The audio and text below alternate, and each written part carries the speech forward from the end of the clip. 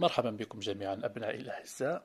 إذا مع اقتراب الامتحان الموحد لا سيما المستوى السادس أو المستوى ثالثة إعدادي، أحببت أن أشارك معكم أهم الخطوات التي ينبغي عليكم امتثالها يوم الامتحان من أجل النجاح. أول شيء هو التوكل على الله. هذا أمر مفروغ منه، التوكل على الله تعالى، وأن نسأل الله تعالى أن ينجحنا مثلا، يعني أطلب الله أنه يوفقني في الامتحان.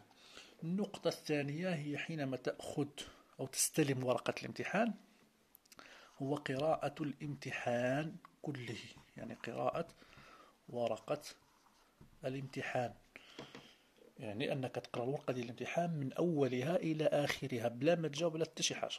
خذ واحد 5 دقائق من الامتحان ديالك، قرأ الامتحان مرة جوج حتى تفهمه جيدا، لأنه ممكن تكون هنالك أسئلة متداخلة، أن تكون هنالك أسئلة متشابهة، أن تكون هنالك أسئلة يعني فيها ألغاز أو يعني كما كنقولوا فيها القوالب. إذا فاش كتقرأ الامتحان المرة الأولى والمرة الثانية وكتفهمه يسهل عليك الإجابة، خصوصا إذا كان عندنا النص ديال اللغة العربية أو التكست ديال اللغة الفرنسية. إذا قراءة ورقة الامتحان جيدا، ثم فهم المطلوب.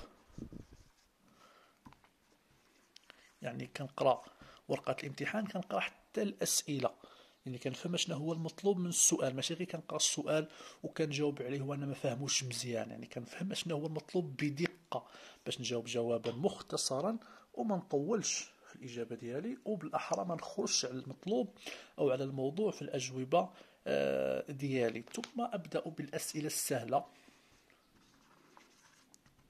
يعني الأسئلة اللي فهمت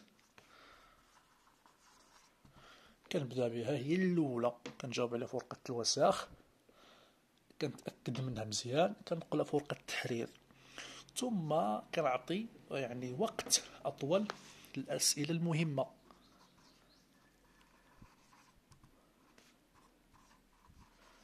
شنو هي الأسئلة المهمة؟ كنجي كنلقى في الامتحان مثلا سؤال عليه 4 نقاط، وكنلقى سؤال عليه نص نقطة. إذا خاصنا نعطي الوقت الكافي لذاك السؤال ديال 4 نقاط ونفهمه جيدا، ثم نجاوب عليه بتركيز وعناية.